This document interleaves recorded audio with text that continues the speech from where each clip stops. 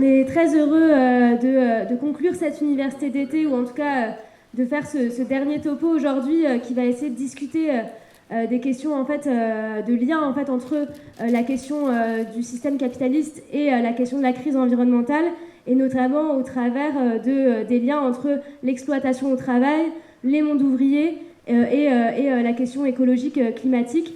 Et pour ça, on est ravis d'avoir du coup une discussion entre Paul Guilibert, qui est philosophe et qui a écrit plusieurs ouvrages qui essayent d'apporter en tout cas à la réflexion du mouvement climat. D'abord Terre et Capital, qui cherche à réhabiliter le marxisme comme une théorie pour penser le vivant et la terre, et aussi le communisme comme un horizon du possible. Et puis Exploiter les vivants, qui est sorti du coup le 18 août, que je vous conseille de lire. Il y a déjà beaucoup de gens qui l'ont acheté à la librairie, donc il n'est plus disponible malheureusement, mais il le sera dans l'ensemble des librairies, enfin j'espère, de France. Et donc c'est un ouvrage qui lui essaye de réfléchir en fait au lien entre l'exploitation et la crise écologique, et d'analyser la crise écologique dans un système capitaliste, et aussi de proposer des perspectives d'alliance entre le mouvement climat et le mouvement ouvrier.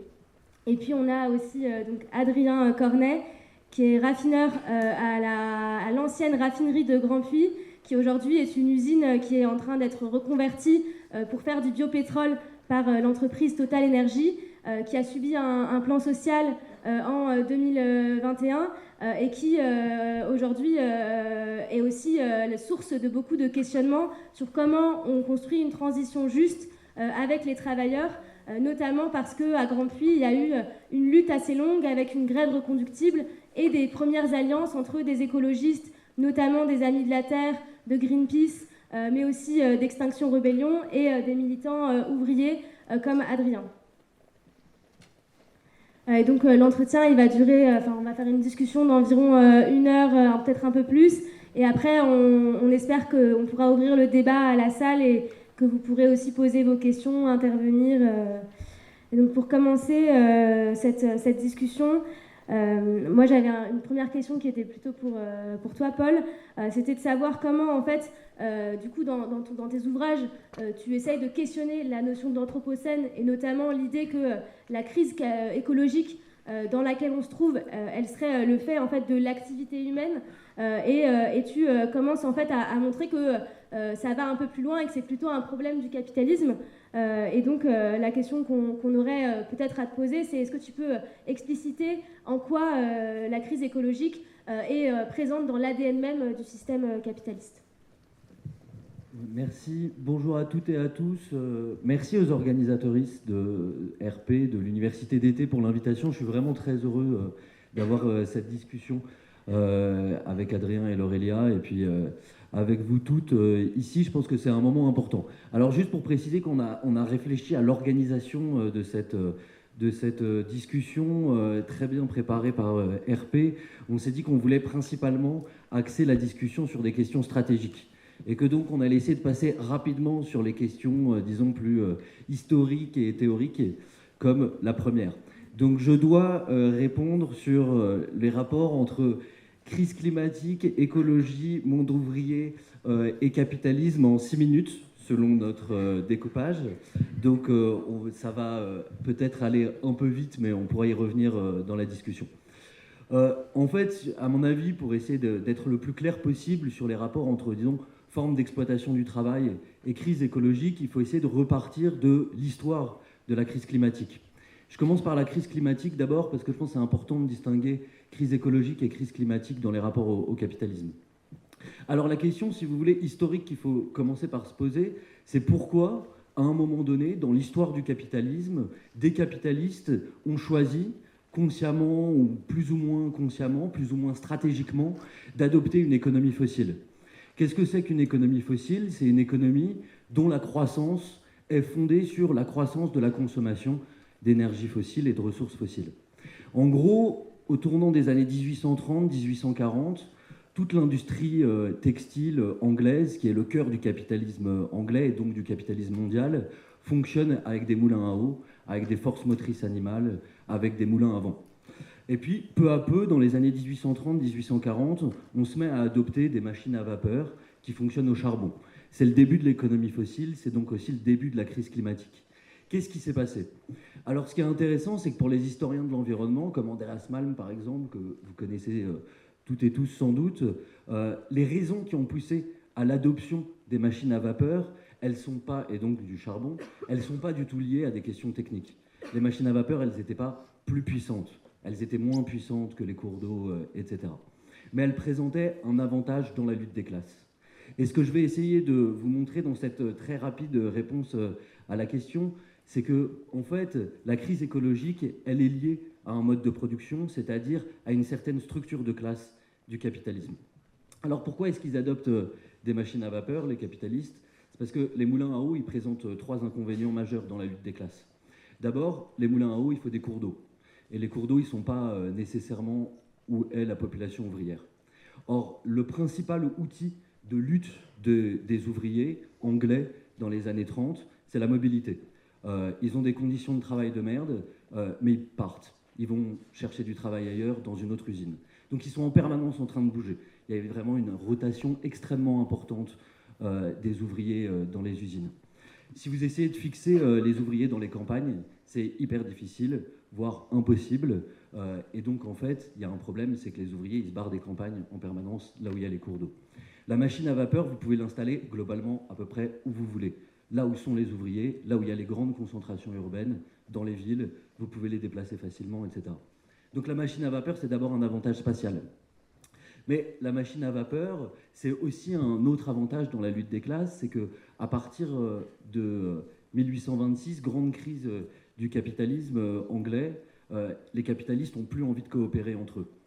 Or, pour faire des moulins à eau, pour construire des canaux, pour régler le flux hydrique national et aménager le territoire, il faut de la coopération scientifique, il faut de la coopération technique, il faut de la coopération politique.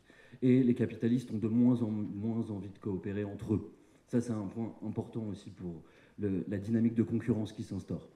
Et le dernier point, qui est évidemment le plus important, c'est que dans les années 1830-1840, les ouvriers anglais ont mené des luttes extrêmement dures, extrêmement violentes pour la réduction du temps de travail. Réduction du temps de travail qui fait que le travail de nuit est interdit, qui fait que le travail des enfants est interdit, qui fait qu'en fait, il y a une législation sur le temps de travail qui s'est instaurée. Or, quand vous avez des moulins à eau, en fait, vous ne choisissez pas le moment du travail. Parfois, le flux est plus important, donc les capitalistes anglais, ils faisaient travailler les gens de nuit, les ouvriers de nuit, parce que c'est là où il y avait le plus d'énergie, le plus de puissance. Donc, avec la législation sur le temps de travail et avec la réduction du temps de travail, ce qui se passe, c'est que la machine à vapeur, ça devient un outil extrêmement important dans la lutte entre capitalistes et travailleurs, puisqu'ils peuvent régler quand ils veulent le temps de travail, quand est-ce qu'on fait tourner les machines, etc., etc. Donc vous voyez, ce qui est intéressant, c'est que le début de l'économie fossile, donc là l'analyse que je viens de vous refaire, c'est une analyse de l'historien Andreas Malm, mais qui est très, très importante. Pourquoi? Parce qu'elle montre que le début de la crise climatique, le tout début de la crise climatique, l'émergence de l'économie fossile, c'est lié à une lutte stratégique des capitalistes en réaction à des luttes ouvrières, industrielles du début du 19e siècle. J'ai encore un peu de temps ou pas? Ok. Donc je vous ai dit, ça c'était, si vous voulez, pour le début du point historique sur la crise climatique.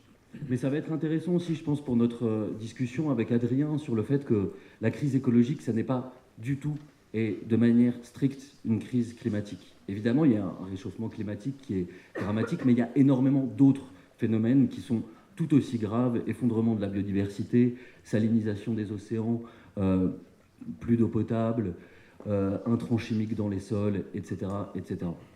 Et ce qui est intéressant, c'est que le capitalisme, il a commencé avant l'économie fossile. Il est certes responsable de la crise climatique, mais il était là avant l'ère industrielle. Je vous ai dit, le secteur de pointe du capitalisme anglais au XIXe siècle, c'est l'industrie textile, c'est le coton. Mais le coton, il vient d'où?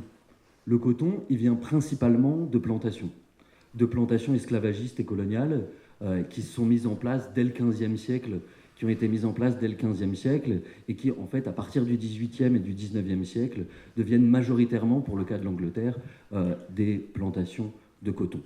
Donc vous voyez que, en fait, la crise climatique, elle repose déjà sur l'extension d'un modèle de domination coloniale et capitaliste, qui est celui de la plantation coloniale, qui s'est mise en place depuis le XVe siècle en Europe, et qui est le soutien, en fait, qui est ce qui fournit les matières premières à l'industrie textile.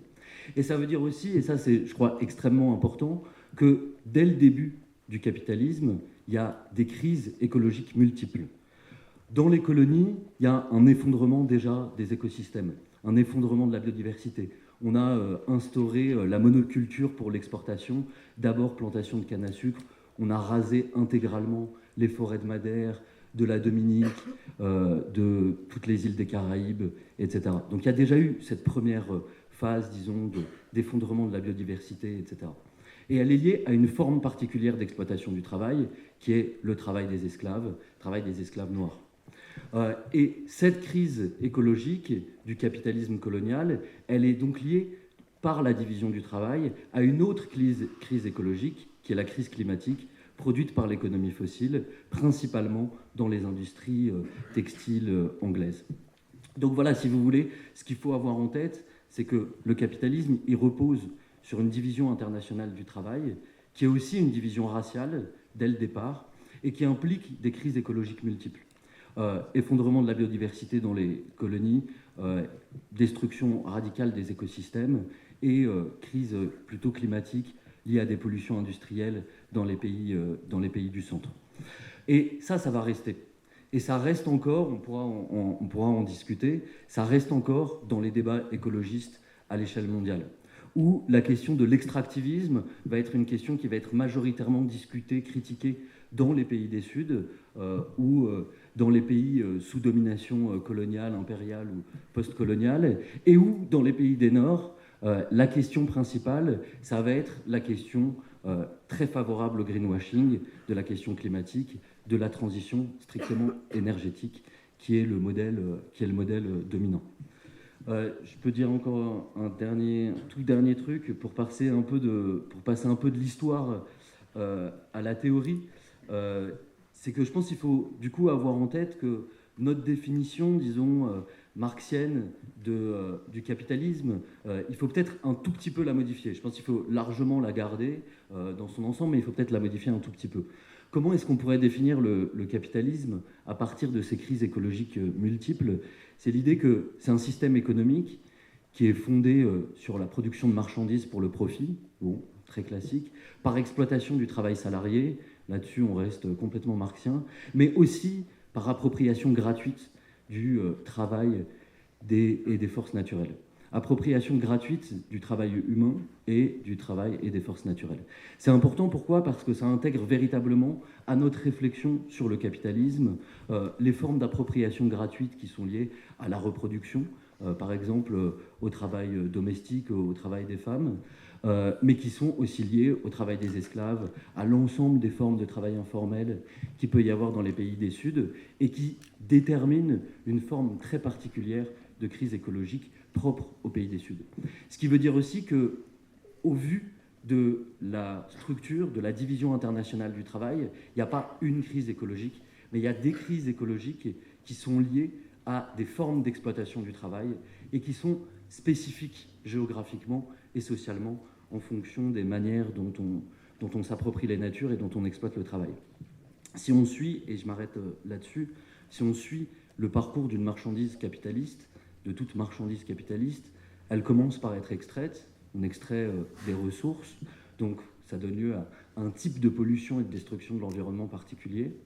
Ensuite, ces matières premières, elles circulent par des infrastructures, par des éoléoducs, par des ports, etc. Elles sont transformées, produites ou transformées. Et ça produit aussi un autre type de pollution. Ça peut être des pollutions industrielles, des gaz à effet de serre, etc. Finalement, elles sont consommées. Et dans la consommation, ça produit à la fois des déchets et un certain nombre de pollutions. Ce qui est intéressant, et je pense que ce qui est quand même assez peu dit dans l'écologie dominante, c'est que toutes ces formes de pollution qui sont les causes multiples des crises écologiques, elles sont toujours liées à des formes d'exploitation du travail. Dans l'extraction, il y a des travailleurs extractifs qui sont exploités et qui subissent aussi les effets des pollutions. Dans la circulation des matières premières, dans la logistique, il y a des travailleurs de la logistique. Dans la production, il y a évidemment des travailleurs productifs. Dans la consommation, il y a des travailleuses, principalement des travailleurs et des travailleuses domestiques qui assurent les tâches reproductives. Dans le déchet, il y a des travailleurs du déchet. Je pense que ce qui est important d'un point de vue stratégique, c'est de repenser la circulation mondiale de la marchandise et de penser qu'à cette circulation mondiale de la marchandise correspondent de multiples crises et de multiples travailleurs qu'il faudrait penser à organiser de manière collective tout au long de ces chaînes de production, d'extraction, de circulation et de consommation. Merci beaucoup parce que ça fait parfaitement la transition avec une question que j'avais pour Adrien, qui était justement, toi, en tant qu'ouvrier à Total et une partie, on va dire, de cette classe ouvrière exploitée qui permet en fait l'extraction en fait de ce qui aujourd'hui et notamment les énergies fossiles, etc., qui aujourd'hui sont en cause dans la question écologique. Comment en fait toi, en fait, tu perçois ça dans ton entreprise? Comment, en fait, tu comprends, en tant qu'ouvrier au sein d'une multinationale comme Total, le lien, justement, en fait, entre la question du capitalisme et la crise écologique? Merci pour la question. Salut à tous. Moi, c'est ce qui m'a beaucoup frappé dans ton livre, Paul, c'est cette question, cette façon, en fait, d'articuler les différentes exploitations. Et quand je lisais ce livre, j'avais une photographie un peu de comment s'organise une raffinerie, en réalité, comment le capitalisme a pensé une entreprise aussi symbolique, aussi forte, qui représente quelque part ce qu'est l'impérialisme français, a pu penser comme division du travail. Et l'élément principal de cette première réponse, c'est de vraiment qu'on arrive à penser collectivement, et c'est ce que ton livre commence à faire, le travailleur comme vraiment sujet en fait de la crise écologique, de l'écocide, et bon, typiquement étant un raffineur, voilà, j'ai très tout au long depuis mes 22 ans été confronté à ça en réalité. C'est-à-dire que déjà, d'une part, il y a quelque chose qu'il faut comprendre jusqu'au bout, c'est pourquoi un ouvrier va travailler dans les énergies fossiles, quoi. Qu'est-ce qui l'amène à faire ça? On n'a jamais rencontré, en tout cas, que ce soit moi, mais les autres camarades qui sont raffineurs, n'ont jamais rencontré de travailleurs qui se passionnent en fait pour le carburant ou pour les énergies fossiles en général, pour la pétrochimie en général. C'est-à-dire que la plupart des travailleurs qui viennent travailler là-dedans trouvent un moyen en fait de s'éloigner de la précarité qui est pas trop loin de chez lui. Ils sont attirés par un métier technique.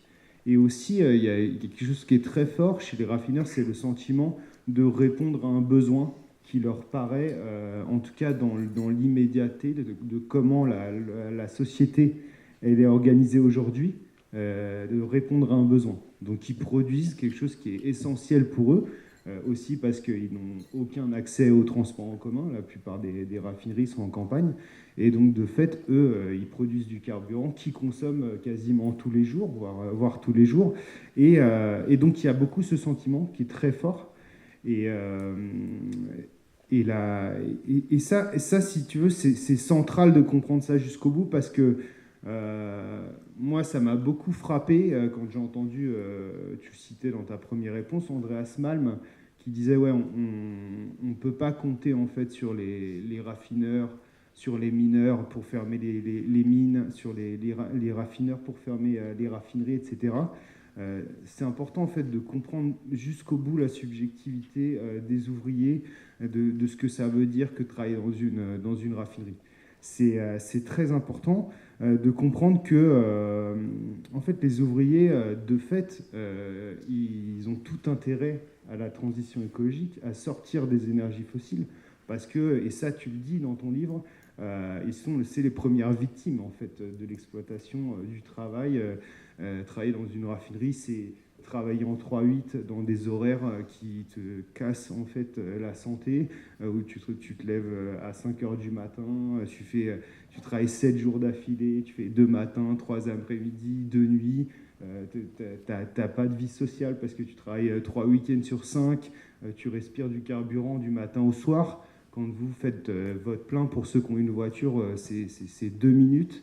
Un raffineur, c'est de 6 heures du matin jusqu'à 6 heures le lendemain. Il est quasiment couvert de carburant.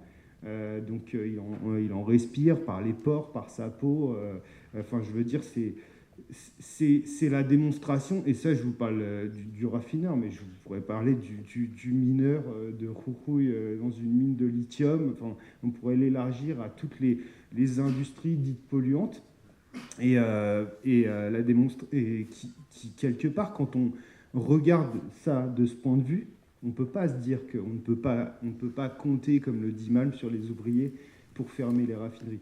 Et ça, c'est un truc, même du point de vue de la santé au travail, c'est quelque chose qu'il faut, je pense qu'il faut même partir de là, en fait. Et c'est un truc que tu discutes aussi un peu dans ton livre, c'est cette question-là du fait de voir en fait l'ouvrier comme quelqu'un qui est directement impacté de par sa santé, de par l'environnement, de par ce qu'il respire, de par exemple là en ce moment on vit des périodes de canicule incroyables qui sont dues à la crise climatique et les premiers impactés c'est les travailleurs.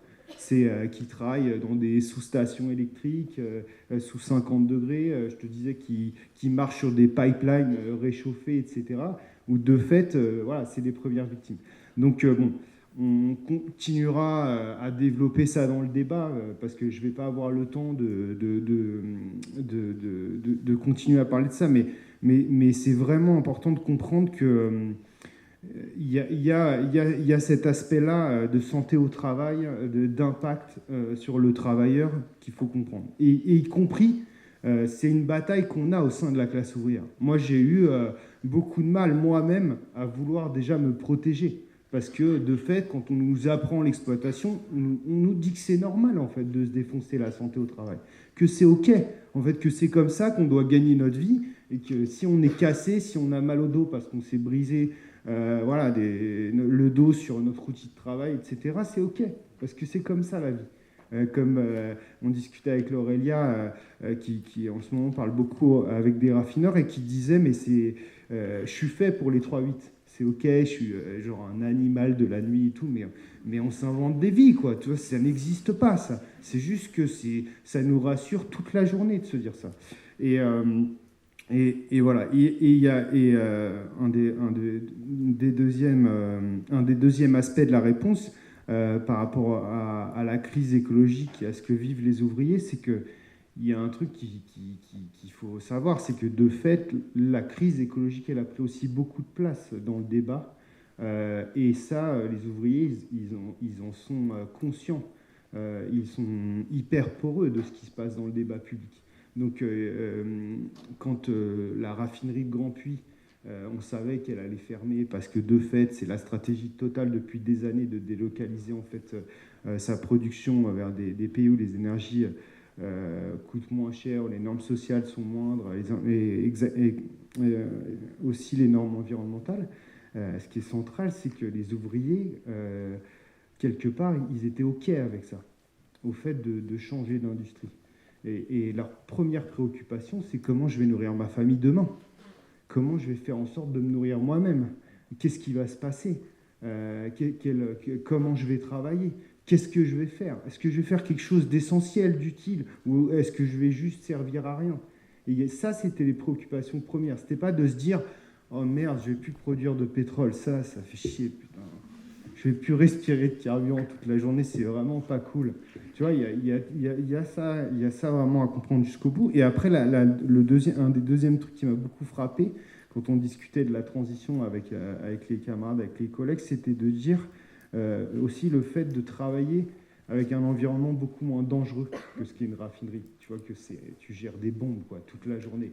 Et donc, du coup, il y avait aussi cette préoccupation de « Ok, peut-être que ça va être moins dangereux, du coup, on va être plus en sécurité à l'usine, etc. » Bon. Et rapidement, parce que je ne vais pas avoir le temps de développer, mais je voulais quand même discuter qu'on aborde cette question de qu'est-ce que Total, en fait, comme une entreprise, comme une multinationale, qu'est-ce que c'est qu'un géant de l'industrie de l'énergie fossile et le symbole pour nous de l'impérialisme français, quoi. Et ça pose la question centrale et ça c'est un truc qu'on doit absolument aborder aujourd'hui, c'est la question de la place de l'État, en fait, dans le capitalisme et dans sa relation avec les entreprises, avec les multinationales. C'est qu'en fait, Total et l'État sont quasiment liés d'une manière intrinsèque. Donc ça, c'est aussi vieux que l'État et la révolution de Lénine.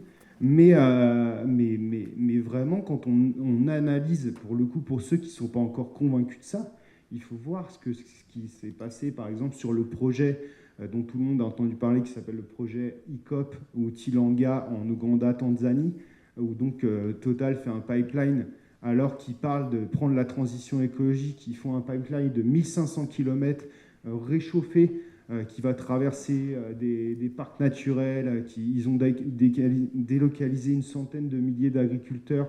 Ils vont détruire énormément d'espaces, en fait, d'animaux protégés, etc.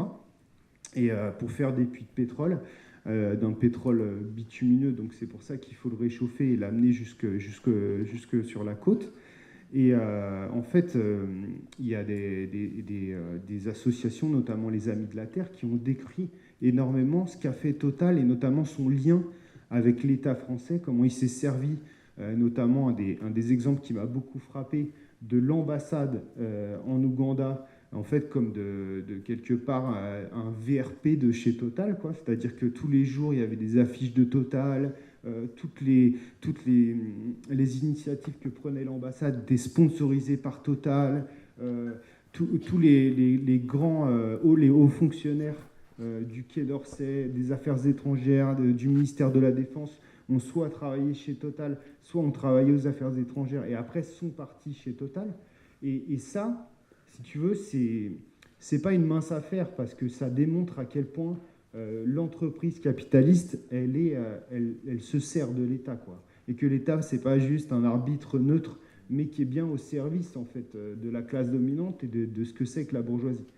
Et ça paraît enfoncer une porte ouverte quand je dis ça, mais ça nous donne aussi, quelque part, la cible à abattre. Et c'est ça qu'il faut aussi parler ce matin, c'est quel est notre rapport à l'État et comment on se prépare à l'affronter, notamment parce que, et je termine là-dessus, parce que l'État a en ses mains, et donc Total s'en sert très souvent, des outils et des forces de répression. Et on l'a vu très récemment pendant la réforme des retraites ou pendant la bataille de Sainte-Soline, qui sont la police, la justice, le système carcéral, et on s'affronte directement à ça. Qu'on soit ouvrier dans le raffinage, éboueur ou autre, quand Total exige de l'État qu'il envoie les flics en 2000, moi ça m'est arrivé en 2010, je me suis construit politiquement là-dessus, j'avais 22 ans, j'ai pris 17 quarts de CRS dans la gueule parce que mon seul tort c'était de faire grève. Très récemment, en 2022, on a de nouveau été réquisitionnés, on a reçu les flics notamment à Dunkerque, alors que c'était un conflit qui était même interne à Total, on ne s'affrontait même pas directement à l'État. Et de fait, l'État a plié, a envoyé les flics parce que Total l'exigeait. Et en 2023, on a vu ça aussi très récemment face aux réquisitions. Et donc, voilà, un peu pour faire le pont sur notre deuxième partie de discussion. Voilà. Je ne voulais pas éluder une question que je trouve fondamentale et qu'il faudra aussi aborder peut-être dans le débat. C'est l'aspect de ce que tu discutes aussi dans le livre, qui est de notre lien avec l'internationalisme et avec une écologie que nous, on pense nécessairement anti-impérialiste, anti-raciste et anti-impérialiste. C'est-à-dire qu'on ne peut plus se prétendre un écolo conséquent si on ne pense pas à cette question. On ne peut plus penser l'écologie comme le fait la France insoumise d'une manière interne aux frontières, comme par exemple le programme de François Ruffin qui proposerait des taxes aux frontières pour résoudre la situation, etc. Il faut absolument qu'on arrive à dialoguer, à discuter de ça, pour enfin faire cette mue nécessaire et faire en sorte de dire que, voilà, comme nous on disait pendant la bataille de Grand Puy, la grève de 45 jours qu'on a menée en alliance avec les écolos dont parlait Laurélia, on a les mêmes intérêts que les agriculteurs ougandais qui se font violemment éjecter de leurs terres, parce que de fait, notre préoccupation première, c'est de nourrir nos gosses, et ça, notre même ennemi, c'est total, c'est l'impérialisme, c'est le capitalisme. Il faut aussi qu'on parle de ça dans le mouvement écolo. Ouais. Et justement, ça fait la transition parce que on voit, et nous, c'est ce qu'on a essayé de discuter à notre topo aussi il y a 2 jours du coup, que ces débats-là aussi, ils irriguent le mouvement climat, et notamment en fait à la fois sur la question de renforcer l'affrontement face à l'État, mais aussi de commencer à s'attaquer aux entreprises capitalistes, comme ça a été le cas à Lafarge, en fait, où des militants en fait ont essayé de désarmer une cimenterie, mais aussi en fait dans une certaine mesure à Sainte-Soline où il y a eu une tentative d'élever le rapport de force face à des projets écocides. Et moi j'ai trouvé que dans ton livre, justement, ce qui est très intéressant, c'est que tu essayes de dialoguer avec le mouvement climat et pas juste de faire un bouquin d'analyse, mais aussi un bouquin qui propose des perspectives au mouvement climat. Et notamment, il y a eu toute une première séquence en 2018 avec Youth for Climate, l'interpellation des gouvernements, etc. On a l'impression qu'il y a plus une rupture aujourd'hui, en fait, et qu'il y a d'autres secteurs qui sont en train d'émerger et avec lesquels on pourrait aussi beaucoup discuter de ces rapports entre capitalisme, crise écologique, exploitation, crise écologique. Et du coup, je voulais avoir un peu ton avis sur l'état aujourd'hui du mouvement climat, aussi parce que toi, tu discutes beaucoup de rompre avec l'impression qu'on pourrait batailler de manière individuelle ou en tout cas changer nos modes de vie, etc., en faveur de quelque chose qui ferait évoluer la situation. Et du coup, je voulais avoir un peu ton avis aujourd'hui sur où en est le mouvement climat sur tout ça. Ouais, ok, merci. Encore une question facile du coup. Non, mais juste que je voulais dire avant, peut-être que j'ai pas dit, je pensais quand même, c'est un certain nombre de batailles politiques qui déterminent l'orientation du mouvement, quel que soit le mouvement d'ailleurs. Et je pense que Grand Puy, ça a été extrêmement important, mais on y reviendra, j'espère, pour le mouvement écologiste français. Ça a été un moment peut-être où pour la première fois en France, les écologistes, en tant qu'organisation, qu'elles soient aussi libérales que ELV ou les Amis de la Terre, voilà, ou d'autres plus radicales, se sont dit « Ah, en fait, les travailleurs peuvent parler de climat, les travailleurs non seulement peuvent en parler, mais peut-être ont des choses à dire et peut-être ont une place centrale. » Et je pense que ça reconfigure complètement les cartes du débat. Mais aujourd'hui, c'est vrai que la situation, c'est pas la même. Je vais y venir parce que l'organisation qui polarise les discussions du mouvement écologiste, c'est moins Grand Puy dans les séquences-là, ou disons les écologies parlementaires, que les soulèvements de la Terre.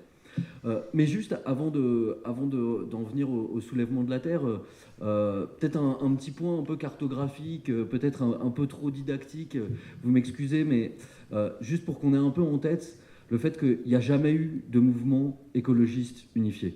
Il n'y a jamais eu de mouvement communiste unifié, il n'y a jamais eu de mouvement socialiste unifié, il n'y a jamais eu de mouvement écologiste unifié. On ne peut pas en parler au singulier. On ne peut pas en parler au singulier parce qu'à l'échelle mondiale, c'est des situations extrêmement différentes, parce qu'en termes de radicalité politique, c'est des mouvements extrêmement différents, et aussi parce qu'en termes d'objets, c'est des mouvements extrêmement différents. Donc juste très rapidement, dans l'histoire du mouvement écologiste général jusqu'à maintenant, il y a eu 4 grands types de mouvements. Les mouvements les plus originaux, c'est des mouvements qui en gros naissent aux États-Unis, et dans les colonies françaises, qui sont des mouvements de préservation de la nature. On fait des parcs naturels. Ces mouvements, ils ont été généralement très peu sensibles aux questions sociales, voire clairement coloniaux dans leur volonté d'exporter ces modèles de préservation de la nature. Par exemple, Total a participé, comme toutes les grandes compagnies pétrolières, à la constitution de réserves naturelles pour compenser les effets de l'économie fossile. Au départ, quand même, ces écologistes de la préservation, on n'a pas grand-chose à discuter avec eux. Au départ, je pense, ça change un peu. Bon, ensuite, il y a le mouvement climat qui a émergé quand même beaucoup plus récemment, qui avait une composition très large, très urbaine, très jeune, quand même globalement de catégories socio-professionnelles plutôt aisées, et qui avait un répertoire d'action assez limité, qui était centré, disons, sur la désobéissance civile au mieux, et sinon sur l'action non violente, c'est les grandes manifs pour le climat. On en a déjà parlé, puis on en a parlé hier, mais moi je pense que c'est pas anodin néanmoins que ce mouvement climat, dont évidemment la figure de proue est Greta Thunberg, une de ces formes d'organisation, c'est le vocabulaire de la grève, qui en fait n'en ont jamais été, parce que ça n'a jamais été des grèves. Il n'y a jamais eu les jours des marches pour le climat, des grèves massives pour le climat, des travailleurs comme tels. Il y a eu peut-être quelques travailleurs qui ont fait grève, mais à mon avis, il n'y avait même pas trop de possibilités de ça. Ils ont juste repris ce vocabulaire-là, et je pense que c'est intéressant parce que ça veut dire que même dans l'imaginaire de gens qui ne viennent pas de la tradition ouvrière et de la tradition révolutionnaire, la tactique de la grève apparaît comme la seule bonne tactique possible, ou en tout cas la première tactique qu'on reprend. Avant encore la question du sabotage, je vais y revenir. Bon, le mouvement climat, évidemment, il a des limites qui sont ses modalités d'action. Jusqu'à présent, le fait de croire qu'en faisant des grandes manifestations de citoyens pas contents, les États vont changer quelque chose. 23 COP plus tard, le mouvement climat est en train de s'effondrer par l'effet même de la visibilité, du fait qu'il n'y aura pas le moindre mouvement, en tout cas de transition forte, faite par les États, les grandes compagnies, les grandes entreprises, etc. Mais c'est un mouvement qui est aussi en train de se dépasser dans un mouvement pour la justice climatique qui, lui, est porté par des organisations des pays du Sud et qui insiste sur le fait qu'il y a d'énormes inégalités dans les effets du changement climatique. Et donc, en fait, les gens qui sont le plus à l'avant-garde des luttes écologistes ne sont pas dans les pays du Nord, mais c'est des peuples autochtones dans les pays du Sud, des paysans qui subissent le changement climatique, etc. La troisième forme, si vous voulez, de mouvement écologiste qui a eu lieu, c'est celle à laquelle on est beaucoup plus habitué en France pour sa radicalité, c'est les luttes pour les communs et contre l'appropriation de la terre. Sa forme initiale, si vous voulez, celle qu'on a connue le plus, c'est la ZAD de Notre-Dame-des-Landes. Lutte contre les grands projets inutiles, réappropriation des terres, défense des communs. Ces mouvements-là, alors la ZAD en France, ou maintenant les soulèvements de la terre, qui en sont vraiment la continuité, ils ne sont pas principalement dans les pays du Nord. Là encore, ils sont principalement dans les pays du Sud. C'est principalement des peuples autochtones qui luttent contre l'appropriation des terres par l'État français, par des grandes compagnies, etc. Et c'est donc un mouvement qui est très varié à l'échelle mondiale, mais qui a un double intérêt, qui est sa radicalité, et de poser la question de la propriété privée des moyens de subsistance, la propriété privée des moyens de production, en disant, en fait, ce qui se passe là, quand on s'approprie des terres, c'est qu'on n'a plus les moyens de vivre. On n'a plus les moyens d'accéder à nos moyens de subsistance. Voilà, ça c'est le mouvement, je pense, le plus radical en France et en Europe. Et le dernier, mouvement qu'on oublie beaucoup, mais qui est intéressant aussi, c'est le mouvement qui se dit pour la justice environnementale. Et c'est un mouvement écologiste qui là est très nord-américain, mais qui vient principalement des quartiers africains-américains et des quartiers hispaniques aux États-Unis, et qui lutte contre le racisme environnemental en disant, en fait, tous les effets du changement climatique et des pollutions, ils sont payés d'abord par les populations racisées aux États-Unis. Donc, en fait, ce qui est intéressant, c'est que, voilà, c'était juste cette cartographie très rapide pour se dire qu'il y a des niveaux de radicalité différents, mais il y a aussi des objets très différents dans le mouvement écologiste.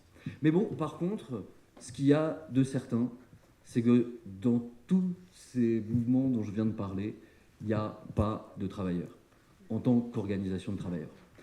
C'est-à-dire l'idée qu'il y ait eu des travailleurs qui se soient organisés pour le climat, qui se soient organisés pour l'environnement, depuis en fait extrêmement longtemps. C'est passé par la santé et la sécurité au travail, c'est passé par des défenses des luttes contre les pollutions industrielles. Toute cette histoire-là, cette histoire environnementale et écologique du mouvement ouvrier, elle est complètement occultée dans la manière dont on raconte l'histoire des mouvements écologistes. Et ça, je pense que c'est la limite vraiment de tous ces mouvements qui ne thématisent pas la question des travailleurs, la place des travailleurs et le rôle qu'ils peuvent avoir dans l'histoire des luttes. Alors, juste un exemple, parce qu'il est intéressant, puis c'est un exemple à propos de raffinerie. En 1973, aux États-Unis, il y a une énorme grève qui est organisée dans les raffineries Shell, qui est menée par un petit syndicat américain notamment, et notamment par un de ses porte-parole qui s'appelle Tony Mazzocchi. Donc on est en 1973 et il défend, Mazzocchi, ça va devenir un des porte-parole de ce mouvement américain des travailleurs pour le climat. Ils défendent 3 choses dans la grève. Il y a quasiment toutes les raffineries Shell qui sont en grève. Ils défendent la santé et la sécurité au travail, meilleures conditions de travail. Ils défendent des meilleurs salaires, ils ont pour revendication de meilleurs salaires, et ils demandent la reconversion de la filière du pétrole et des raffineries. Autrement dit, ils ont un plan de transition. Enfin, ils n'ont pas de plan de transition, c'est-à-dire ils n'ont pas réfléchi à ça, mais ils commencent à se dire qu'il faut sortir du pétrole et que c'est par les grèves des ouvriers qu'on va pouvoir obtenir ça. Tony Mazzocchi, c'est vraiment une figure extrêmement importante du syndicalisme américain pour l'environnement dans ces années-là. Et alors, à partir de ce moment-là, donc disons fin des années 70, début des années 80, contexte très peu favorable pour le mouvement syndicaliste aux États-Unis, le patronat se met à développer un discours qui va devenir un discours complètement hégémonique, y compris dans plein d'organisations de gauche et écologistes, qui est le chantage pour l'emploi. En gros, soit vous défendez la planète, soit vous défendez vos emplois et vos conditions de vie. Mais les deux, vous n'allez pas pouvoir faire. Il va falloir ou bien que vous défendiez les raffineries, qui vous rapportent votre salaire, et donc qui assurent la subsistance de toutes vos familles, de vos communautés, etc. Ou bien, alors vous voulez la transition, on ferme les raffineries, mais alors vous n'aurez plus de salaire, vous êtes dans la merde, et c'est fini. Et ça, ce schéma-là, il est extrêmement important, ce chantage à l'emploi, parce qu'en fait, dans plein de discours des écologistes, il est très présent, y compris des écologistes aujourd'hui. Et aussi dans des syndicats. On ne va quand même pas se mentir, dans certaines branches de certains syndicats, ce discours de défense de l'emploi ou défense de la planète, il est extrêmement présent. Et c'est une réponse, là encore, c'est une réponse capitaliste à la lutte des travailleurs pour le climat, qui aboutit aussi à l'invisibilisation complète de ces luttes qui ont existé pendant des années, mais je reviendrai sur Tony Mazzocchi parce que voilà, c'est un personnage central. Mais juste pour une phrase de conclusion, ce qui est le grand absent des écologies, y compris des soulèvements de la Terre, c'est cette centralité de la question des travailleurs, du pouvoir qu'ils possèdent sur l'appareil productif. Et justement, n'hésitez pas surtout à réagir les uns aux autres. Moi, je n'osais pas, du coup. Tu veux réagir là ? Non, mais je sais pas, du coup, tu parles dans ton livre de l'exemple de Tarente et tu m'évoquais aussi un autre exemple de quelque part des travailleurs qui se sont mobilisés pour le climat. Et moi, ça m'évoque aussi quelque part le fait que c'est vrai que l'écologie, en tout cas, est quelque part est encore loin en fait des lieux de travail. Se pose encore quelque part pas assez la question de l'alliance avec les travailleurs. Et pourtant, c'est clair qu'on est d'accord tous les deux pour dire que ça, c'est quelque chose qui est en train de bouger. C'est en mouvement. Moi, j'ai beaucoup été frappé du fait que le mouvement climat, le mouvement écolo, y compris réformiste, a été beaucoup impacté par la lutte historique des Gilets jaunes. Et je pense aussi que quelque part, cette mue, elle est en train de prendre, même si c'est clairement pas encore suffisant. Et du coup, il y a quelque part un truc qu'il faut vraiment comprendre jusqu'au bout, c'est que, y compris dans le mouvement ouvrier, tu l'évoquais, il y a toujours une tendance au productivisme, ou alors une tendance à avoir une stratégie de pression sur l'État. Je ne voulais pas utiliser le mot réformisme parce que voilà, c'est une catégorie qu'on utilise souvent, etc.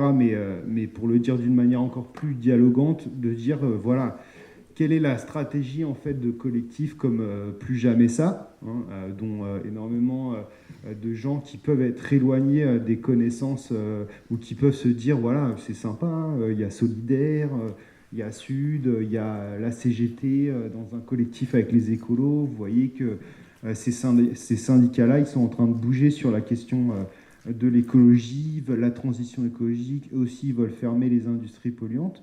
En réalité, donc, c'est une bureaucratie qu'on pourrait, nous, en tout cas, qualifier voilà, de réformiste et d'avoir cette pression sur l'État qui n'a d'autre solution pour les travailleurs que de dire bah, en fait, on va parler de vos problèmes à Bruno Le Maire et ça va bien se passer, quoi. Tu vois, mais c'est vraiment ça, quoi. Je veux dire, quand Philippe Martinez il est venu à Grandpuits, parce que en vrai, plus jamais ça, la lutte de Grandpuits, ça leur plaisait. Je veux dire, il y avait le sigle CGT, ils étaient contents, ils voulaient surfer sur la vague. Après la fameuse, l'exemple de la chapelle d'Arblay, tu sais, cette imprimerie qui a été reconvertie de manière écolo. Eux, voilà, ils voulaient continuer à surfer sur cette vague que moi je qualifierais quelque part du même greenwashing que le greenwashing patronal, quoi. C'est-à-dire qu'ils sont là et ils veulent continuer à construire leurs appareils syndicaux et c'est clairement à comprendre jusqu'au bout, c'est que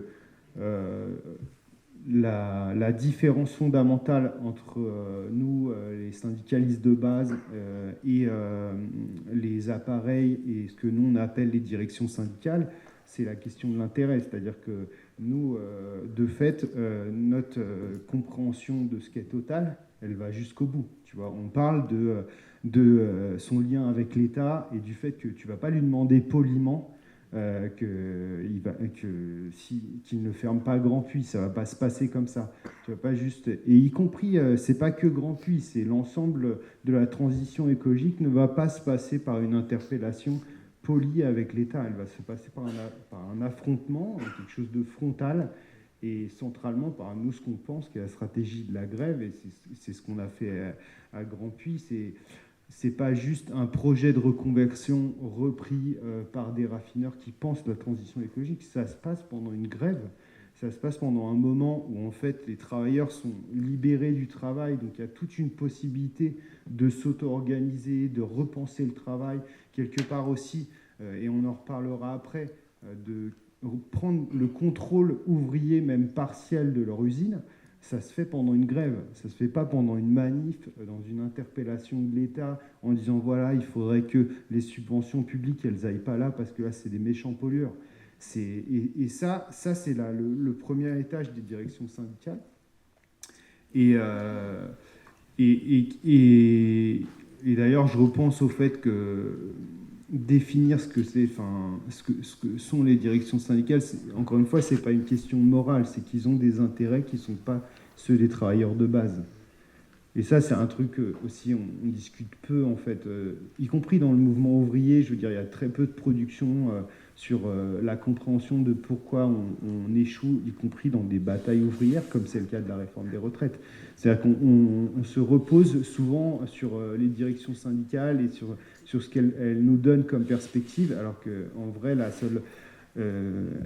les directions syndicales ont des intérêts matériels qui ne sont pas ceux des travailleurs de base. Pour donner un exemple, je sais pas, le dirigeant fédéral de ma fédération, il gagne 5 000 € par mois, il n'a pas mis les pieds dans une usine depuis les années 80, il n'a jamais déclenché une grève. Ça, c'est un exemple un peu matériel de ce qu'on peut comprendre, que des intérêts qui ne sont pas les mêmes que ceux qui bouffent les 3-8 du matin au soir, qui sont sous-traitants, qui pètent des flaques de bitume avec des baramines. Enfin, c'est assez concret, en fait, comme divergence entre l'un et l'autre. Et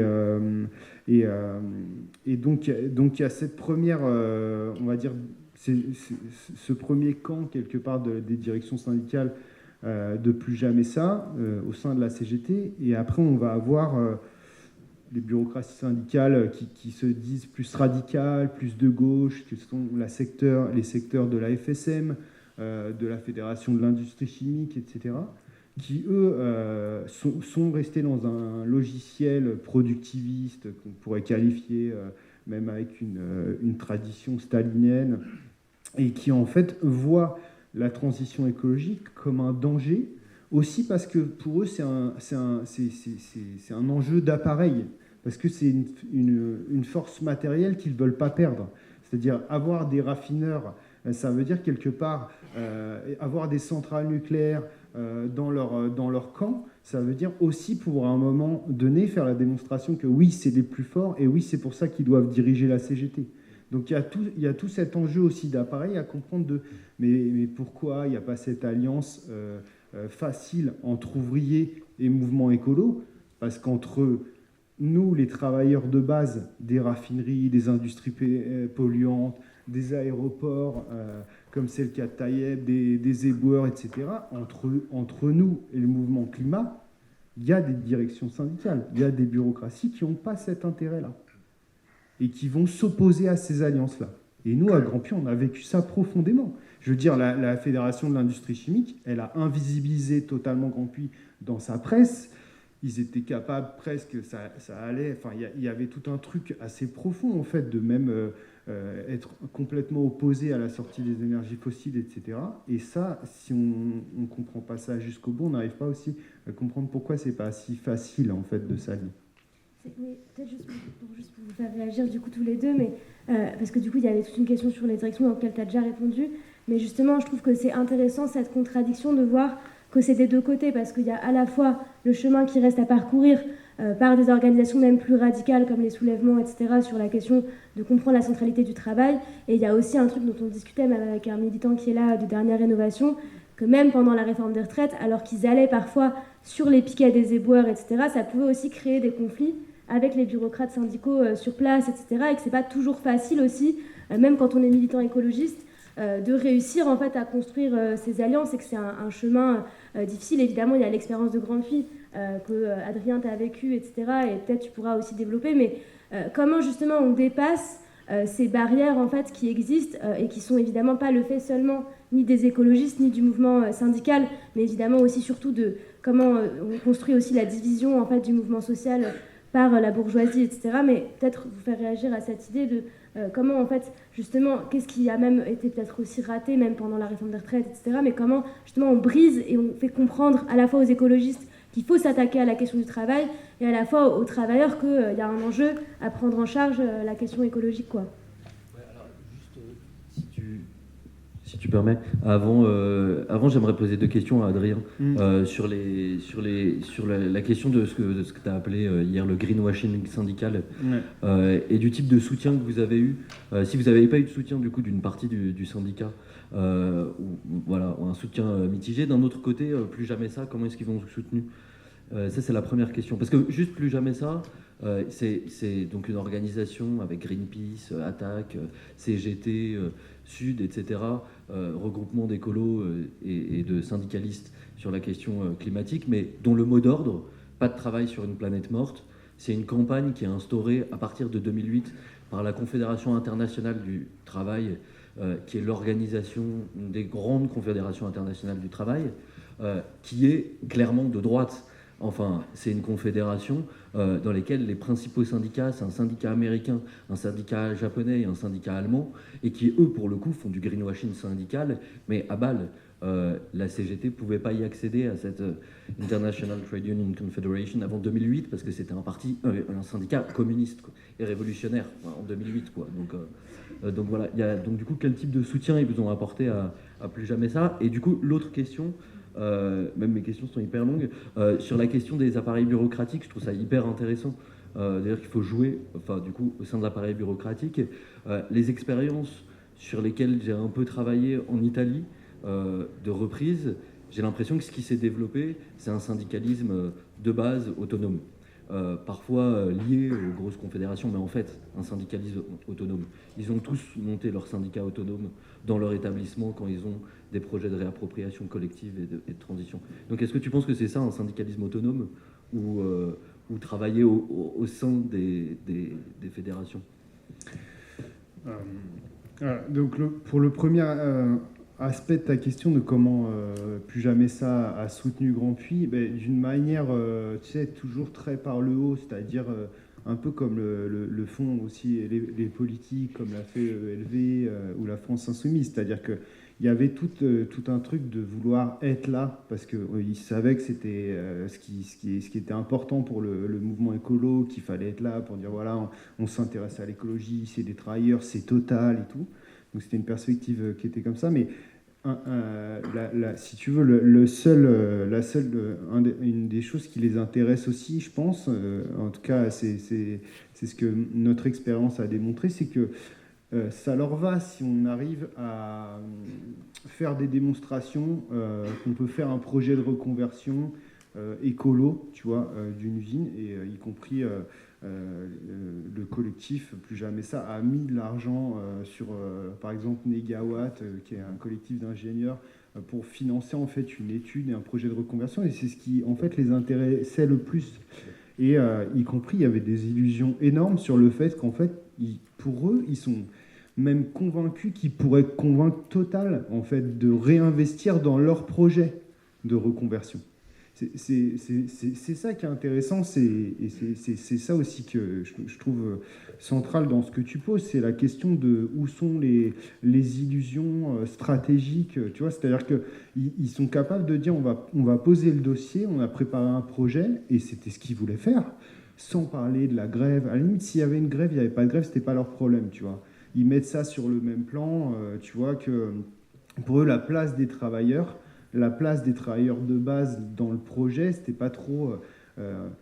Ils étaient OK qu'on discute de ça ensemble, mais ce qui leur intéressait plus, c'est de faire la démonstration à l'État que la CGT, que le collectif Plus Jamais Ça était capable de penser en fait une reconversion industrielle, quoi. Voilà. Et donc du coup, de fait, d'essayer de convaincre l'État même de réinvestir avec des fonds publics, etc. Et d'ailleurs, c'est souvent ce qui est fait. Même toi, tu parlais des exemples italiens où il y a souvent cette illusion incroyable. Enfin, je veux dire, moi, je les regardais avec des yeux. Je dis, mais tu te rends compte, Total, enfin, ils vont jamais investir dans ton projet. Enfin, il faut un taux de rentabilité à 2 chiffres. Tu vas jamais sortir ça, ou alors tu vas pourrir la planète encore pire qu'eux, donc du coup c'est pas OK, tu vois. Et ça c'était vraiment frappant tu vois, de voir la divergence de lecture qu'on avait nous les travailleurs et quelque part le collectif, tu vois, qui est aussi trop détaché du travail, de la compréhension de ce que c'est qu'une multinationale, etc. Et ça, je pense que c'est central. Vraiment la question de l'illusion de mettre la pression à l'État, y compris, je veux dire, pour des militants qui sont honnêtes, qui se battent, qui pensent la question écolo en permanence. Mais je veux dire, quand les collectifs militants ougandais sont venus en France, ils sont venus pour interpeller le pape, pas forcément en France, mais en Europe. Ils ont été voir le pape, ils ont été voir Macron, etc., en disant voilà, qu'est-ce qu'on pourrait faire, vous comprenez, on est des agriculteurs, etc. Puis, je veux dire, Macron il disait mais c'est pas de ma faute, j'y peux rien, alors que juste avant il avait envoyé une lettre tu vois, au président ougandais en disant voilà c'est super ce que vous faites, j'espère que vraiment ça va marcher, Total, etc. Tu vois. Donc ça c'est la première chose qui est centrale, c'est de comprendre que voilà la stratégie de l'interpellation à l'État et de sa mise sous pression est un échec complet et qu'il faut qu'on en tire les leçons nécessaires. Et ce que pour l'instant le collectif Plus Jamais Ça et ceux qui sont dedans ne font pas.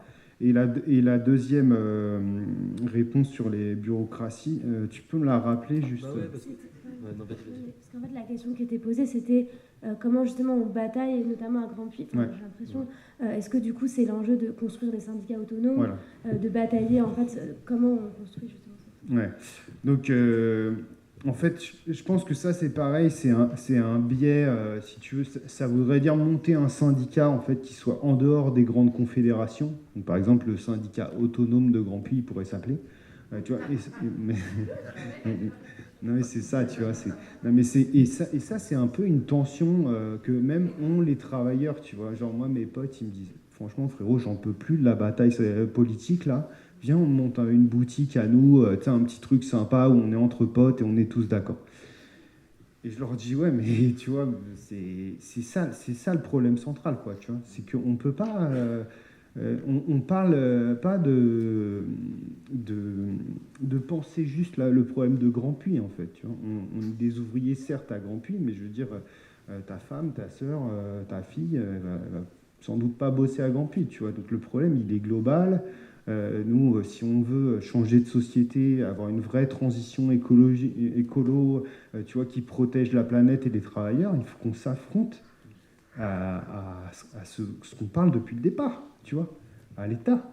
Ça se fait avec des appareils syndicaux, tu vois, qui sont à échelle nationale. C'est pas genre un truc où si toi tu sors de la Confédération, tu montes ton syndicat autonome. Bah, CGT elle dit bah, t'as même plus le droit de me parler en fait. Et c'est tellement confortable pour eux, ils en rêvent la nuit que Adrien Corneille monte son syndicat autonome parce que du coup c'est cool, toi, on n'a plus besoin de se parler, y compris les camarades de Sudrail, pourvu qu'ils montent un autre syndicat, comme ça on est tranquille, tu vois, on n'a plus besoin de se faire chier que c'est relou. Et sauf que nous non, tu vois, nous on mène les batailles politiques parce que on sait que l'enjeu il est central et l'enjeu c'est pas de prendre. On n'a aucune illusion sur le fait de prendre le pouvoir sur la CGT en tant qu'appareil, mais de s'adresser à tous nos camarades qui sont à la CGT, qui sont à Sud, qui sont à FO, qui sont dans l'ensemble des syndicats, parce qu'y compris on est pour les syndicats et contre la division syndicale, tu vois. Donc on s'adresse à l'ensemble des travailleurs de base et de dire non, il faut qu'on bataille à l'intérieur de nos appareils pour quelque part convaincre que nous, notre stratégie, c'est ni le réformisme, ni la pression sur l'État, ni le productivisme. Nous, notre intérêt à nous en tant que travailleurs, c'est de protéger la planète. Et donc, de fait, on doit penser, pendant nos luttes, justement, tu vois, à développer, par contre, l'auto-organisation. Parce que ça, c'est clair que nous, pendant notre lutte à Grand Puy, c'est ce qu'on a vécu.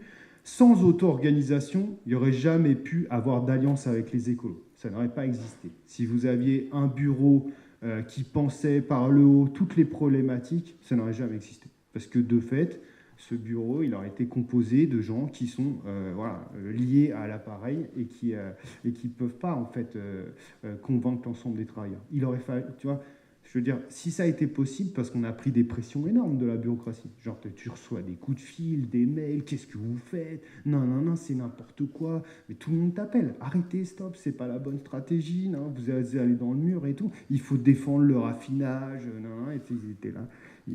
Et genre, y compris, ils peuvent te menacer, tu vois, en disant, ouais, vous aurez pas de caisse de grève, on va vous couper les vivres et tout, tu vois. Et le fait que nous, on s'auto-organise, au sein de la grève et que tu as une centaine d'ouvriers déterminés et convaincus, ça change les choses en fait. Ça change le rapport de force. Et après, il est de notre côté. Tu vois. Donc, en vrai, nous, on est convaincus qu'il ne faut jamais renoncer aux batailles politiques avec les confédérations. Parce que c'est nos syndicats, tu vois. Et qu'on ne va pas les laisser en fait aux mains des directions syndicales. Et y compris pendant la bataille des retraites, tu vois. Et un des éléments centraux et que Juan Chingo en a fait un livre et dont il faut qu'on parle même aujourd'hui. C'est la question de quelles sont les directions du mouvement ouvrier, du mouvement écolo, et où est-ce qu'ils vont, et où est-ce qu'ils vont de nouveau nous emmener. Parce que tu vois, il y a un truc dont Laurélie a parlé, et là, je pense qu'on va y arriver. C'est la question de... en fait, pourquoi cette alliance-là, écolo-travailleur, quelque part, elle a commencé, elle a touché un peu du doigt ce qui devait arriver, mais elle n'a pas eu lieu jusqu'au bout, tu vois.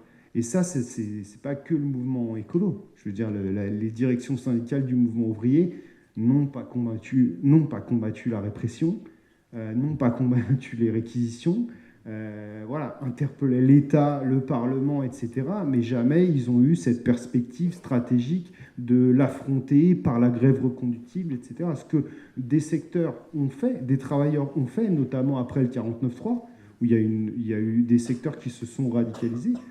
Mais c'était clair que jamais ni Laurent Berger ni Philippe Martinez ne s'est rendu sur un piquet de travailleurs réquisitionnés pour dire c'est maintenant qu'il faut être là, etc. Voilà. Et ça aussi, ça passe du coup par le fait de développer des organisations ad hoc, auto-organisées, comme ça a été le cas du réseau pour la grève générale, et où il y avait des écolos dedans. où il y avait des militants, des amis de la Terre, des soulèvements de la Terre, qui étaient clairement convaincus en fait de ces stratégies d'alliance avec le mouvement ouvrier. Et justement, toi, Paul, dans ton livre, tu parles de beaucoup d'autres expériences aussi, notamment en Italie, d'alliance, en tout cas partielle, entre le mouvement climat et le mouvement écologiste, et notamment aussi de création de comités en fait, qui dépassent aussi les cadres juste syndicaux. Et peut-être si tu veux revenir aussi sur ces expériences pour donner aussi des éléments à la salle sur qu'il n'y a pas juste Grand Puy, mais qu'il y a aussi d'autres possibilités, aussi des perspectives sur ça. Ouais, tout à fait. Il y en a eu pas mal qui commencent à être un peu documentés maintenant, mais il y a notamment un cas dont on a déjà pas mal parlé entre nous, qui est l'usine GKN à Florence. C'est une situation à la fois similaire et différente évidemment de Grand Puy. Donc GKN, c'est une usine à côté de Florence qui fabriquait des essieux de voitures pour tous les gros producteurs de voitures italiens, Fiat, Ferrari, Lamborghini, etc. Ils sont rachetés en 2020 par un fonds d'investissement et dans les quelques semaines qui suivent, il y a un énorme plan de licenciement qui est mis en place, alors que l'entreprise n'est absolument pas en déficit. C'est vraiment un plan de délocalisation, spéculation boursière, etc. Et en fait, depuis ce moment-là, depuis ce plan de licenciement, les ouvriers de GKN ont commencé par une grève immédiate et une occupation. Et en fait, ça fait quasiment 2 ans, ça fait 22 mois, qui occupent l'usine en continu, avec des tours de garde, des tours de défense autour de l'usine pour maintenir leur occupation, etc.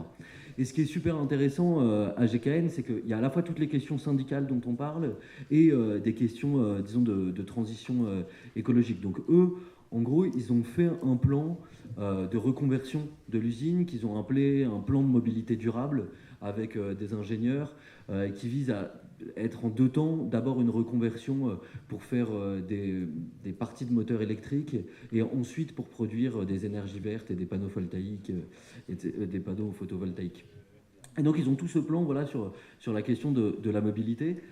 Mais ce qui est intéressant, c'est que dès le départ, ils ont mobilisé à la fois dans le syndicat évidemment, mais aussi à l'extérieur du syndicat et à l'extérieur de l'entreprise. Ils ont mobilisé dans la ville, ils ont mobilisé dans les groupes culturels de gauche qu'il y a en Italie, ils ont mobilisé les centres sociaux autogérés de Florence, ils ont mobilisé un certain nombre d'ingénieurs et de scientifiques de la ville, et ils ont mobilisé des communautés habitantes en disant en fait c'est quand même nos vies qui sont impactées quand on risque de perdre nos travails et nos emplois et nos conditions de subsistance.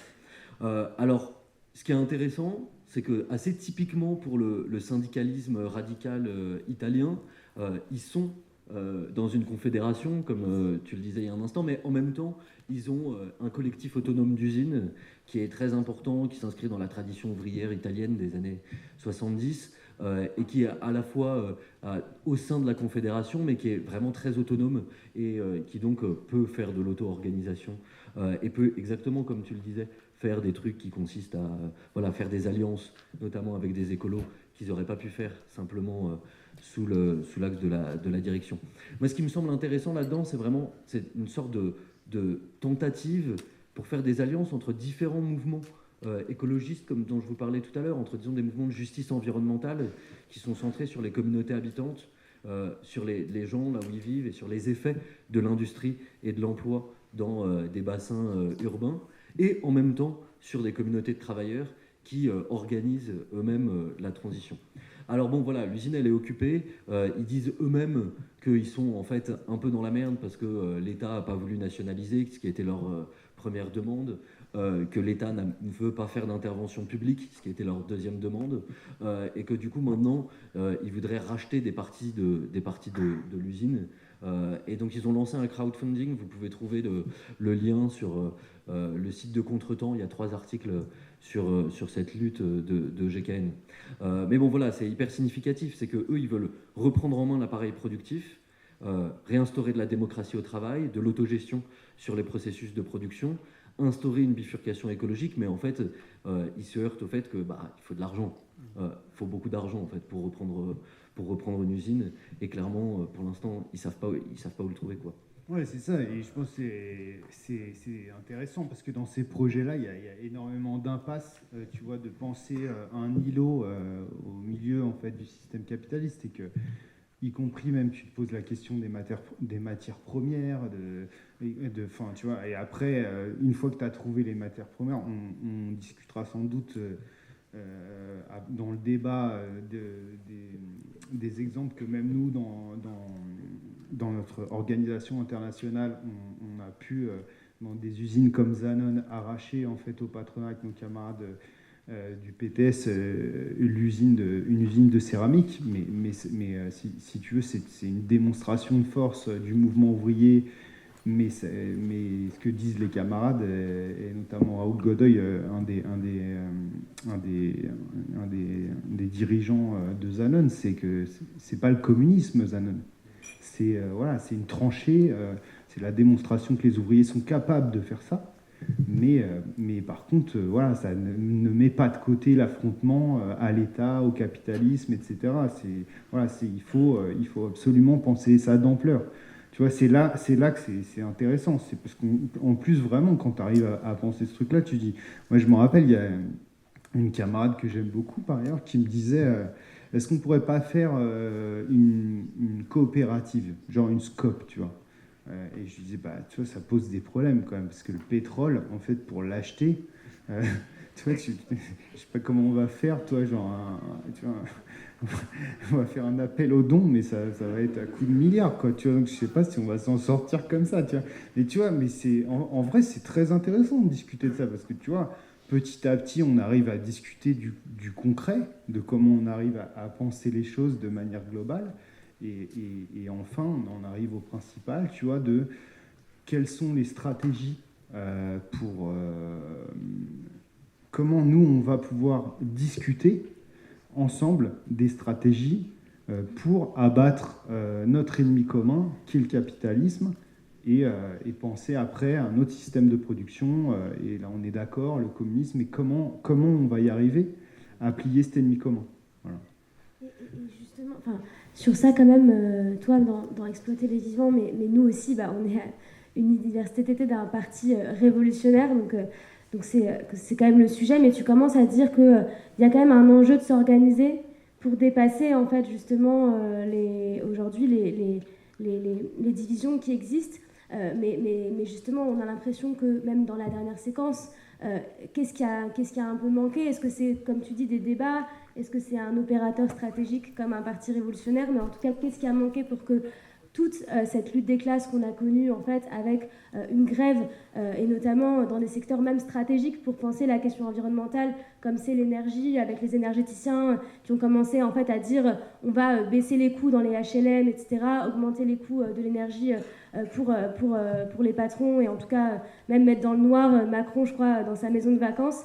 En tout cas, il a commencé en fait à avoir dans ce mouvement même des expressions de la force sociale des travailleurs, et pourtant en fait ça s'est beaucoup créé de manière en tout cas plus ou moins divisée avec ce qui était en train de se jouer à Sainte-Soline, qui était tout aussi en fait qui était important aussi sur la question en fait du contrôle de l'eau, de l'accaparement de l'eau en fait par les entreprises, les grandes entreprises d'agroculture, mais du coup, ce qu'on a un peu envie de se poser comme question, et j'ai l'impression que c'est une question qui n'a pas encore été répondue, et notamment qui pose aussi l'enjeu de construire des cadres communs pour commencer à aller plus loin, mais de voir qu'est-ce qui a manqué aussi pour que les révoltes des banlieues et les révoltes des jeunes écolos en fait, se rejoignent, et pareil aussi que la réforme des retraites, elle soit aussi un lieu de questionnement en fait, du modèle productif plus général aussi qui est le nôtre. C'est pour vous la question. Vas-y, Paul. Ouais. Alors, c'est toujours la dernière question difficile, perspective stratégique. Attends, comment on fait. Tu me permets un truc? Vas-y. Il y a une phrase dans ton livre qui m'a interpellé par rapport à ça. Et du coup, j'aimerais partir de ça. Où tu dis, voilà, si la stratégie générale d'une écologie de classe, c'est-à-dire une écologie de travailleurs et l'abolition de la production, pour la production, ces armes privilégiées sont le sabotage, la grève et l'organisation de contre-pouvoirs afin de développer des communs non monétaires et de planifier une économie de décroissance. À partir de là, du coup, c'est très intéressant de voir qu'à partir de cette phrase, est-ce que toi, je dirais, pour compléter la question et aller vraiment au bout, est-ce que toi, tu mets le sabotage la grève et l'organisation de contre-pouvoir, et si tu peux expliquer ça d'ailleurs, sur le même plan. Non, je mets pas ça sur le même plan parce que sinon je sais que ça va mal se passer. Donc déjà, je mets pas ça sur le même plan, mais je pense là c'est un truc, c'est un effort que je fais aussi quand j'écris surtout ce genre de truc, qui est dire voilà, il y a une multiplicité de répertoires d'action. C'est un truc qui a été vraiment thématisé par des sociologues du militantisme. Et je pense que voilà, si on veut arriver à faire des plateformes de revendication communes, il faut accepter le fait qu'il y a des répertoires d'action qui s'inscrivent dans des traditions militantes et politiques assez différentes, et qu'il faut pouvoir essayer d'avoir des plateformes au sein desquelles ces différents répertoires d'action entrent. Et donc du coup, il y a des gens aujourd'hui qui pensent que le sabotage, suivez mon regard, est très important dans les luttes écologistes et politiques. Bon, voilà, c'est leur manière de se mobiliser. Là où je mets ça pas du tout sur le même plan, c'est sur la question de la temporalité et de l'établissement du rapport de force. C'est-à-dire, je pense pas du tout que le sabotage, ça soit une tactique, même une technique en fait, une technique de militantisme qui permette sur le long terme d'établir un rapport de force construit entre travailleurs et capitalistes, ou entre travailleurs et État. Je pense pas. En revanche, je pense qu'effectivement, ce que maintenant les soulèvements appellent plus sabotage, mais désarmement, c'est-à-dire le fait de prélever un certain nombre de pièces qui empêchent des machines de fonctionner, je pense que ça peut être une tactique utile à certains moments pour des objets précis. Mais là, on voit qu'il y a un truc dont on n'a pas du tout parlé en fait jusqu'à maintenant, c'est que souvent les écolos, les mouvements écologistes, mais y compris radicaux, et ils ont raison de le faire, ils se centrent sur des objets techniques. Qu'est-ce qui est problématique ? C'est des méga-bassines. C'est un dispositif technique. Qu'est-ce qui est problématique ? C'est des moteurs qui utilisent des énergies fossiles. Donc c'est ça qu'il faut arrêter. Qu'est-ce qui est problématique ? C'est un pipeline. Donc tu vois, il y a un truc quand même hyper fort dans le mouvement écologiste, à juste titre, qui est que ce qui détruit la Terre, c'est immédiatement des techniques. Mais en fait, nous, ce qu'on dit en permanence, c'est que ces techniques, elles sont produites dans un système particulier. Et que tu peux saboter la technique si tu n'établis pas le rapport de force dans le système économique dans lequel ces techniques ont été produites. Tu ne changes rien, en fait. Tu as juste bloqué un moment, un appareil particulier.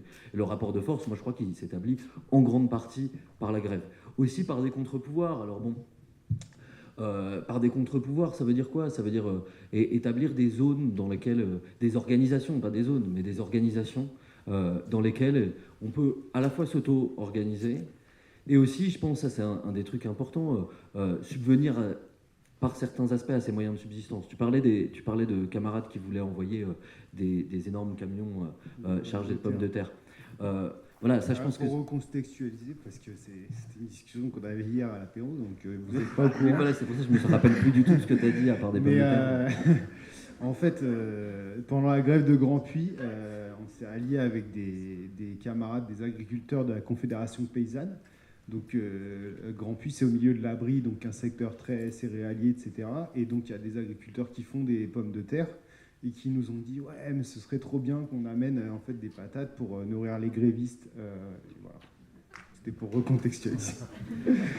Ouais, bah alors ça, typiquement, c'est un truc qui a été porté par certains groupes des soulèvements de la Terre à Rouen, et qui, je pense, est très important parce que ça s'inscrit en fait dans une très vieille histoire des grèves et des luttes ouvrières, qui est que quand même pendant très longtemps, les ouvriers, ils ont beaucoup de contacts dans des campagnes, donc ils peuvent subvenir à leurs besoins, soit en leur donnant des aliments, soit ils peuvent, tout au long du 19e siècle, en fait, en France par exemple, ils se mettent en grève, il y a un moment, ils n'ont plus de thunes, ils retournent dans leur campagne, ils vont travailler au champ, et après ils reviennent. Et donc il y a un lien entre les campagnes qui subviennent aux besoins et les grèves ouvrières qui est hyper fort jusqu'au début du XXe siècle, en fait, en France, en Angleterre, etc. Alors, un contre-pouvoir, par exemple, ça serait un contre-pouvoir logistique et de subsistance, capable de faire que, entre, je sais pas, des agriculteurs de la Confédération paysanne et des ouvriers qui se mettent en grève dans les villes, il y ait des échanges qui font que, en fait, ils soutiennent la grève, voilà, par des camions de patates, peut-être pas que des patates, c'est un peu chiant, mais voilà, des soutiens. Et il y a des choses comme ça qui se mettent en place, c'est des contre-pouvoirs matériels qui permettent de soutenir, qui permettent de soutenir et d'instaurer de nouvelles formes de relations. Mais juste un dernier truc, parce que ça, j'en ai pas beaucoup parlé, sur la question des alliances entre écolos et mouvements de travailleurs. Je pense qu'il n'y en aura pas tant qu'il n'y aura pas de plateforme de revendication commune, à minima. Ce qui est vraiment un strict minimum. On ne parle même pas encore de partis révolutionnaires et d'organisations, mais une plateforme de revendication commune. Et parmi ces revendications, il y a des choses qui pour moi sont évidentes, qui étaient notamment défendues par Tony Mazzocchi à partir de 1980, qui est il faut un fonds, une sorte de mutuelle générale pour les travailleurs des secteurs en reconversion ou des secteurs qui vont être démantelés pour la transition écologique. Un fonds qui permette de payer les salaires ou payer des revenus jusqu'à ce qu'ils retrouvent un travail. Si vous n'assurez pas les conditions minimales de la subsistance, il n'y a même pas eu lieu de commencer à discuter avec des travailleurs sur vous allez faire une transition. Vous allez faire une transition de quoi? Mais sans subvenir à vos moyens, sans obtenir de revenus, ben c'est pas possible. Il n'y a pas de discussion si vous n'amenez pas les conditions matérielles de la discussion. Donc ça, c'est un truc. Un autre truc, c'est des revendications sur l'augmentation des salaires. Augmentation des salaires et réduction du temps de travail, qui sont pourtant des mots d'ordre évidents pour des écologistes un peu conséquents. Réduction du temps de travail, parce qu'en fait, si ça s'accompagne d'une réduction de la production, ça s'accompagne d'une réduction des pollutions, d'une réduction des extractions, d'une réduction des déchets, etc. Augmentation des salaires, parce qu'en réalité, l'augmentation des salaires, ça fait pression sur tout un ensemble de capitalistes, ça diminue les profits et ça leur fait pression pour les inciter dans certains secteurs à envisager des transitions. Donc ça, c'est des plateformes de revendication qui sont hyper importantes. Et tant qu'il n'y a pas ces plateformes de revendication communes, je ne crois pas qu'il puisse y avoir véritablement d'alliances, parce qu'elles doivent se fonder sur des réalités matérielles, quoi. Mais juste du coup, est-ce que, du coup, pour aller dans ma question, mais est-ce que du coup, qu'est-ce qui s'est passé pour que cette plateforme de revendication commune, notamment pendant la réforme des retraites, on n'ait pas pu aussi la développer plus profondément? Ouais, alors ça, je sais pas, après peut-être vas-y. Non mais par rapport à ça, c'est clair qu'il y a plein de discussions qui se posent et il y a beaucoup de choses par rapport au fait que pourquoi l'alliance s'est pas faite pendant la réforme des retraites. Est-ce que ça dépend d'une plateforme ou est-ce que ça dépend d'une clarté ou en tout cas d'une boussole stratégique, tu vois, on arrive dans un moment où la classe ouvrière, elle se met en grève, où il y a plus de 2 millions de personnes dans les manifestations, plus de 3 millions à certains moments. On a des secteurs stratégiques qui sont majoritairement en grève, l'énergie, les raffineurs, et se pose une question qui est d'ordre écologique, c'est-à-dire la question du travail et de travailler plus longtemps. Et donc plus on travaille plus longtemps, et tu l'expliques dans ton bouquin très bien, la question du temps de travail, de l'allonger, plus on l'allonge, et plus on fait de la croissance, et plus on détruit la planète. Donc ça, c'était une question centrale. Et ça, de base, comme tu le dis, ce genre d'élément n'est pas compris, je pense, jusqu'au bout, parce qu'il y a d'autres questions fondamentales qui se posent, comme la question de l'eau, et ça, c'est très juste. Mais il y a des écolos qui considèrent encore que la question des retraites, c'est un truc, tu vois, un peu perché, quoi. La planète, elle va se détruire, puis toi, tu me parles de ta retraite, tu vois. Alors qu'en fait, les deux choses sont intrinsèquement liées. Pardon, j'ai eu le crampe. Et ça, tu le fais dans ton bouquin. Et c'est super, et c'est vraiment un apport. Et encore une fois, ce que je voulais dire par rapport à ça, c'est qu'il y a un vrai mouvement qui se passe dans le mouvement écolo. C'est pas un truc qui bouge pas. Et aujourd'hui, on est en train d'ouvrir des possibilités de dialogue et d'alliance qui sont en train de s'approfondir. Mais ce qu'il faut, pour moi, c'est qu'on ait justement ce débat.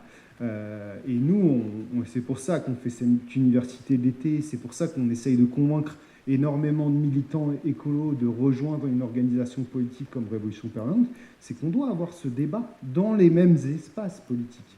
Voilà. Et une fois qu'on est d'accord sur la colonne vertébrale, nous on pense à Révolution Permanente et c'est la démonstration quelque part que fait Grand Puy, même si dans une petite usine de manière partielle et tout, que la classe ouvrière, elle peut prendre ces questions-là en main. La classe ouvrière, elle peut être la solution de la crise climatique. Et notamment à travers, nous, ce qu'on pense, notre programme, c'est la question de reprendre les moyens de production, tu vois, à la différence d'autres intellectuels qui pensent la question du salaire, par exemple, comme Friot. Nous, on pense qu'il faut aller arracher les moyens de production, construire ce rapport de force nécessaire, et que l'une des forces matérielles, c'est pas le seul sujet, bien sûr, de la préoccupation de la classe qui doit se mobiliser pour des questions climatiques, mais l'une des forces matérielles les plus importantes, c'est les ouvriers qui les ont dans les mains. Et voilà, la démonstration des raffineurs en 2022 pendant la grève des salaires qui font plier un des patrons les plus puissants du monde sur la question des salaires, elle fait cette démonstration-là, que la force matérielle, elle est dans nos mains. Et donc, du coup, de fait, nous, ce qu'on veut discuter, c'est au moment, en fait, où il y a ce combat sur les retraites, et nous, dès le départ, avec le réseau pour la grève générale, on dit que le sujet des retraites, c'est aussi un sujet écolo, et c'est pour ça qu'on s'allie avec les écolos, etc. Mais on n'a pas pu avoir cet espace commun où est-ce qu'on met nos forces, à quel moment on tape sur le même coup au même moment, tu vois. Et c'est pas le fait de dire que les méga-bassines, c'était pas important, pas du tout. Sainte-Soline, c'est crucial d'ailleurs. Franchement, moi, quand j'ai vu Serge, la répression, etc., voilà, c'est énorme. Moi, je suis touché profondément. Je veux dire, j'aurais pu être à la place de Serge, tu vois, c'est pas ça le problème. Je veux dire, je raconte ça souvent, mais moi, j'ai pensé à quitter Total et à être permaculteur. Donc, dans l'absolu, tu vois, je suis pas du tout critique de manière oppositionnelle. C'est juste que, grâce à l'organisation politique qui est RP, j'ai pas quitté Total aussi parce que ma compréhension stratégique, j'ai avancé là-dessus. En disant, ce qui va arracher la possibilité d'une transition écolo qui va vraiment protéger la planète, c'est qu'on leur arrache les moyens de production. Et ça va se faire par la grève, et après une grève générale, l'insurrection. Et nous on pense la prise du pouvoir, et on s'en cache pas. On s'en cache pas. L'affrontement à l'État, on le pense. Mais parce moi, je pense que ça, c'est être un écolo conséquent. Je le dis, je le pose, et je le poserai dans tous les débats avec l'ensemble du mouvement écolo. Tu vois ? Et c'est clairement ça. Moi je veux qu'on ouvre la discussion là-dessus. Moi, je vous dis, la question du sabotage, je comprends, tu vois, c'est un truc. Moi, je pense que si j'étais un jeune qui se préoccupe des questions écolo, et tu vois, et forcément, il voit le mouvement ouvrier dirigé par Laurent Berger, et je dis, vas-y, c'est pas comme ça que j'ai sauvé la planète, laisse tomber. Vaut mieux que je fasse un trou dans un pipeline, tu vois. Sauf que moi, je dis, ben oui, je comprends. Mais du coup, quand tu vois qu'il y a des organisations qui pensent cette alliance avec le mouvement ouvrier et le mouvement écolo, qui voient le réseau pour la grève générale et qui a ces discussions-là et tout, après, nous, on pose la question du sabotage. C'est-à-dire que, ok, donc là, tu te fais des trous partout dans les pipelines. Donc déjà, Total le fait très bien. Hein, vraiment, ils font ça très bien. Ils écroulent tellement là maintenant que tous les pipelines sont troués. Le pipeline d'Île-de-France, il a été troué. C'est pour ça que, soi-disant, ils ont fermé Grand Puy, etc. Tu vois, et ça a pollué énormément. Et en plus de ça, si tu veux, on a des besoins matériels, tu vois. C'est-à-dire que de fait, il y a des choses qui sont importantes, mais comment après nous on se déplace et tout, comment on fait, tu vois, si on sabote les raffineries, si on fait péter tous les chemins de fer, tu vois, à un moment donné, on se pose aussi ces questions-là, tu vois. Et la classe ouvrière, dans certaines périodes de l'histoire, et notamment le topo de Laura sur la question des comités d'action, de la grève générale, hier en parlait. Il y a un exemple historique que moi j'ai appris grâce à Laura, c'est la question, en 68, il y avait un phénomène d'auto-organisation très importante à Nantes. En fait, les raffineurs de Donge, ils ont pensé bah ouais, on est en grève là, il n'y a plus rien qui sort, sauf que tu vois, on n'arrivait plus à circuler, comment se font les services d'urgence, comment font les infirmières pour se déplacer, les pompiers, etc. Ils ont commencé à mettre en place en fait une alimentation, d'abord des services d'urgence et puis après des grévistes, tu vois, en donnant des bons d'essence, etc. Et tu vois, c'est des exemples un peu comme ça qui nous démontrent, mais j'en aurais plein en fait à donner. Dans la queue de la cantine, j'ai encore appris, tu vois, que Ludo, là, un des raffineurs de Normandie, quand il était dans la pétrochimie, il a fait dégager son patron pendant une semaine, pendant une grève. Ils ont pris le contrôle de l'usine avec les ingénieurs. Au lieu de l'arrêter, ils l'ont fait tourner sans lui. Le mec, il est rentré, il regardait le sol, quoi, tu vois. En disant, mais tu vois, t'étais pas là, mais pendant une semaine, ça tourne sans toi, on n'a pas besoin de toi, en fait. Tu vois. Et ce genre de démonstration-là, il faut le pousser un peu jusqu'au bout. Pour nous, c'est un élément programmatique important. Et c'est pour ça qu'on veut s'organiser politiquement, avec l'ensemble des militants écolos radicaux, et poser toutes ces questions stratégiques, et même les inviter à rejoindre Révolution Permanente. Parce que c'est vrai. C'est vrai. Moi, je veux qu'il y ait plein d'écolos à Révolution Permanente, je vous le dis. On va ouvrir le débat, mais si tu veux ajouter quelque chose avant de conclure. Non, je propose peut-être qu'on vote nous-mêmes la dissolution des soulèvements de la Terre et que leur intégration à RP, quoi. Après, un débat stratégique, oui, il faut le faire ça. Ouais.